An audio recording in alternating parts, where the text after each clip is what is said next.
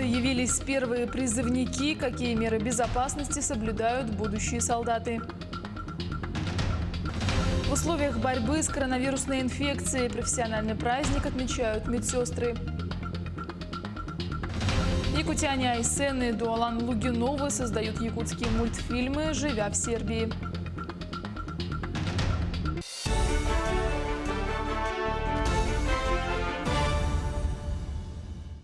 В эфире новости, в студии Юлия Великодная. Глава республики Айсен Николаев в ходе брифинга сообщил, что за прошедшие сутки выявили 55 новых случаев коронавируса в регионе. Из них 38 в Якутске и 13 в Нерюнгри. Также 3 случая зарегистрировано в Горном районе и 1 случай в Алдане. Ситуация у нас все равно становится напряженной. За вчерашний день у нас подтвержденных новых случаев 55. Из них 38 это Якутск, 13 Нерюнгри. Ну, что касается Нерюнгри, эти люди уже давно на самом деле на лечении, просто подтверждение их анализов здесь шло через город Якутск, управление Роспотребнадзора, поэтому несколько процесс затянулся. А так эти люди уже достаточно давно уже в Нерюнгри получают лечение. Что касается города Якутска, то здесь я опять же вынужден повториться, что сегодня основную статистику у нас все-таки дает до сих пор университет и общежитие университета и Якутская автономическая больница. В общей сложности из 609 случаев коронавирусной инфекции, которые были в Якутске, точнее в Якутии у нас зарегистрированы всего, так, у нас свыше 150, это вот 2 объекта, то есть более четверти. Вот, поэтому здесь ситуация у нас, в принципе, напряженная, но она под контролем. И по количеству медицинских коек, и по количеству лекарственных препаратов никаких проблем нет. Вот, большинство все-таки переносит болезнь, слава богу, более-менее легко. Хотя, к сожалению, вот 10 человек у нас идет борьба у врачей, так они находятся в тяжелой форме. 8 здесь в Якутске и 2 в Мирном. В Нерюнгринском районе увеличивается количество заболевших COVID-19. 20 случаев подтверждено на сегодняшний день. Выявлено 3 очага. Это девушка, приехавшая из Москвы. Она не дала распространения инфекции, была на самоизоляции и вовремя обратилась за помощью. Другой очаг – проводники поезда, прибывшего из Москвы. Они не соблюдали режим самоизоляции. Выявлено 200 контактов. Часть из них определены в обсерватор, часть осталась дома на самоизоляции. Заразившихся от проводников 15 человек. Другой случай – это приехавший из Благовещенска в Нерюнгри мужчина, а также семья, заболевшая COVID-19. Инфекцию выявили на одном из предприятий после проведения тестов. Сегодня находится в инфекционном отделении 24 человека. Протекает болезнь у всех, в общем-то, либо бессимптомно, либо не такая не острая. Только 1 человек у нас находится где-то в средней тяжести заболевания. 2 человека у нас уже выписаны из Нерюнгринской центральной районной больницы в связи с полным выздоровлением. Это радует, это радует. Ну и очень серьезная работа проведена работниками нашей больницы. У нас создано 80 коек для больных, которые могут заболеть инфекционной болезнью. Из Якутии вылетели еще 4 спецрейса, организованных компанией «Стройтрансгаз». 96 человек вылетели в Оренбург, 70 в Кемерово, 139 в Уфу, 24 в Томск. Это рабочие Чаединского месторождения, у которых закончилась вахта и отрицательные анализы на COVID-19. За весь период выполнено 37 рейсов, вывезено 3766 человек. В России стартовала весенняя призывная кампания. В военкоматы явились первые призывники. Между тем, угроза заражения вирусом не ликвидирована, и безопасности следует уделять повышенное внимание. Какие меры соблюдают будущие военнослужащие, узнала Татьяна Махнина. Масочный режим, соблюдение дистанции не менее 1,5 метров. Призывная кампания проходит при строгом соблюдении мер безопасности. 12 мая, в день снятия карантина в Алдане, в военкомат явились первые призывники. Ограничения и требования юношей не смущают. За месяц карантина алданцы освоили правила поведения и привыкли к средствам индивидуальной защиты. Месяц в маске ходил, в перчатке. Вообще, в какие войска хотите попасть? Да, не знаю, что не задумался. Какие отправят, без разницы.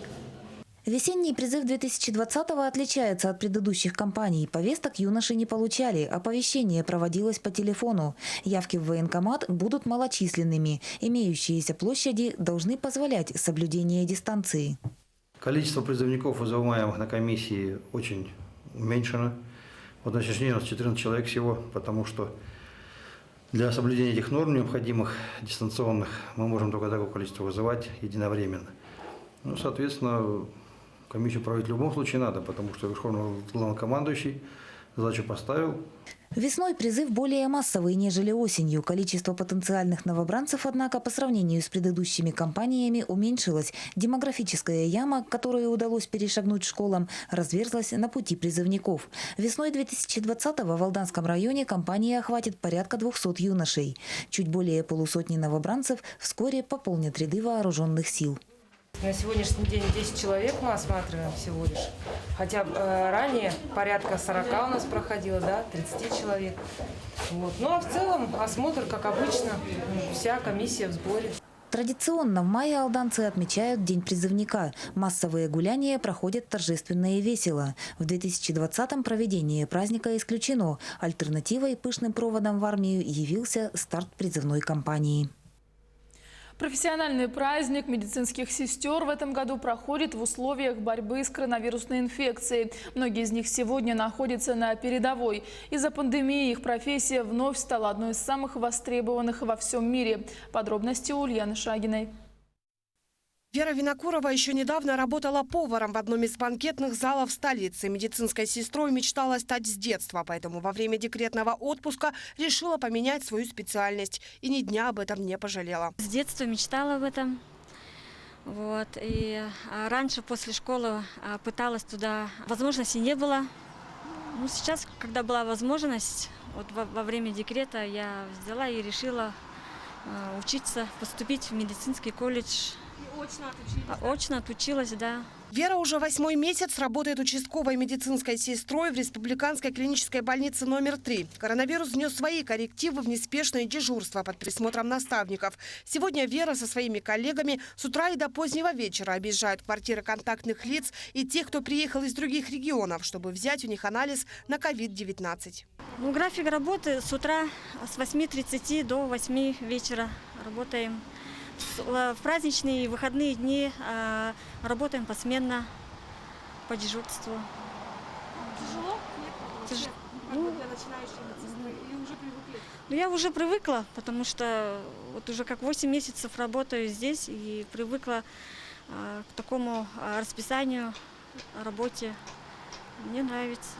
Но и в спокойные дни медсестрам на работе сидеть без дела не приходится. Организовать распорядок, следить за выполнением врачебных назначений, соблюдение санитарного режима, оформление больничных листов. Работы непочатый край. Но дружный коллектив, теплая атмосфера и поддержка наставников для начинающих медсестер – помощь неоценимая.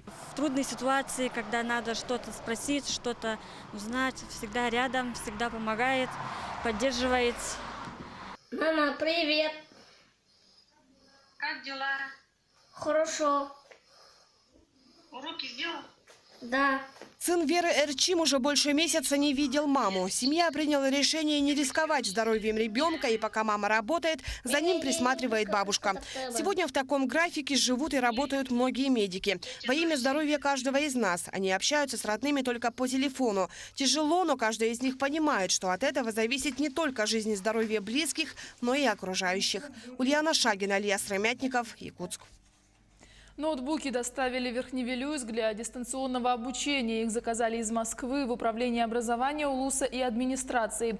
270 компьютеров будут переданы учащимся 9 и 11 классов. Основной критерий распределения – школьники, не имеющие технического оснащения для подготовки к экзаменам. В ближайшие дни все ноутбуки будут переданы ученикам.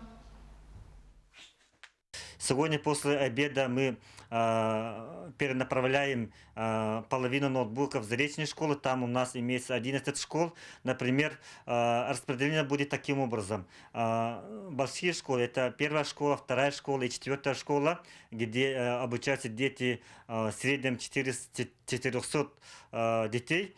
Там планируем 20 ноутбуков отправить по каждой школе, а потом, где у нас самая маленькая школа, это Кудунская школа, начальная школа, там 2 ноутбука. Тем самым мы сегодня обеспечим все школы, то есть все населения будут охвачены нашими ноутбуками.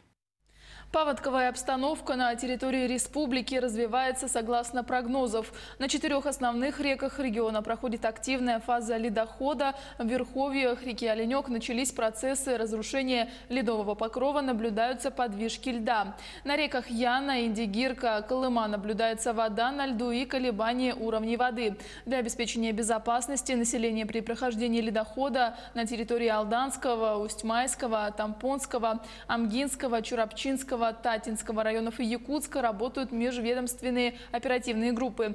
Критических уровней воды не зарегистрировано. Активная фаза ледохода на Лени проходит по территории Хангаласского района и Якутска. Нижняя кромка ледохода у населенного пункта Кангаласы, а верхняя в 20 километрах ниже Синска.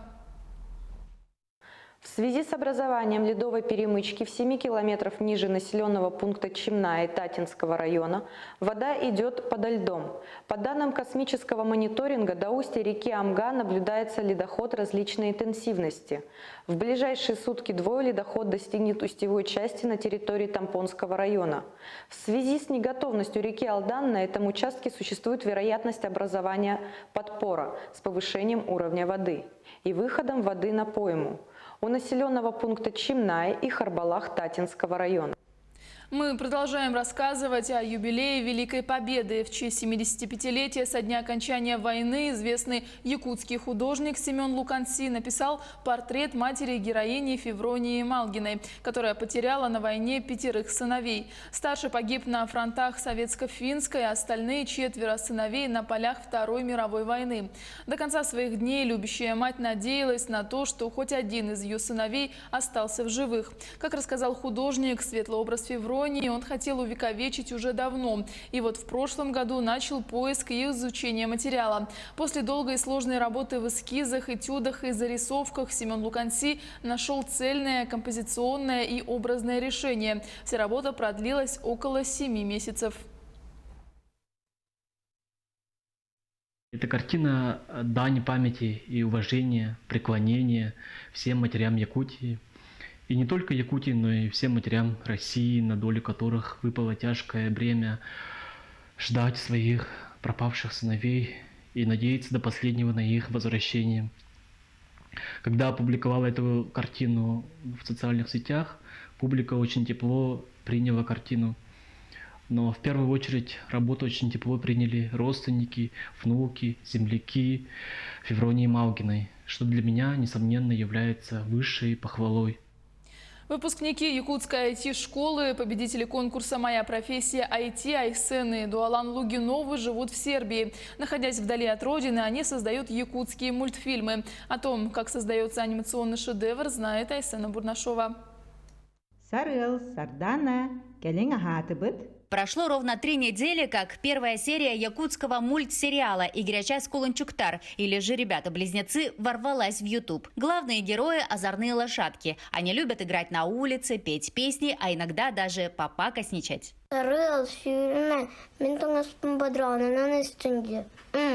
За яркой анимацией и выверенной графикой стоит кропотливая работа. Только одна серия такого мультфильма требует 3 недель упорного труда. Сценарий, раскадровка, иллюстрации, постпродакшн и, наконец, финальная обработка. И за всем этим стоят братья Лугиновы, 15-летний Айсен и 18-летний Дуалан.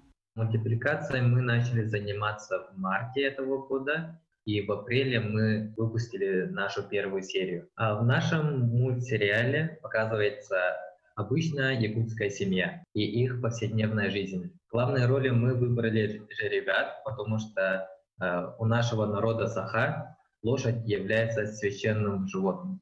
Как делится с нами Дуалан, самое сложное в процессе создания вовсе не техническая часть, а сценарий и его посыл. С той самой идеей, которую авторы доносят до своих зрителей, уважению к традициям и культуре народа Саха. Братьям помогает их мама. Поддерживаем, консультируем, сценарии вместе пишем. Конечно же, Очень радуемся, видя их результаты. Средний сын Айсен очень хорошо рисует. Толан больше как руководитель проекта. Еще двоюродная сестра Августина, которая живет в Якутске, ей тоже 15 лет, как и Айсену. И она тоже помогает в иллюстрации. Озвучку персонажей делают в Якутске. Этой значимой частью мультфильма вместе со своей семьей занимается артист Гаврил Менкяров. Пока у студии «Сол» вышло 3 серии, впереди, как обещают авторы, еще несколько. В этом сезоне будет 10 серий, уже полноценные серии по 4-5 минут. И вначале будет интро, и в конце будет показываться, кто сделал, и наши спонсоры. Айсена Бурнашова, Джур Березкин, Сербия. На этом у меня все. Оставайтесь с нами. До встречи в эфире.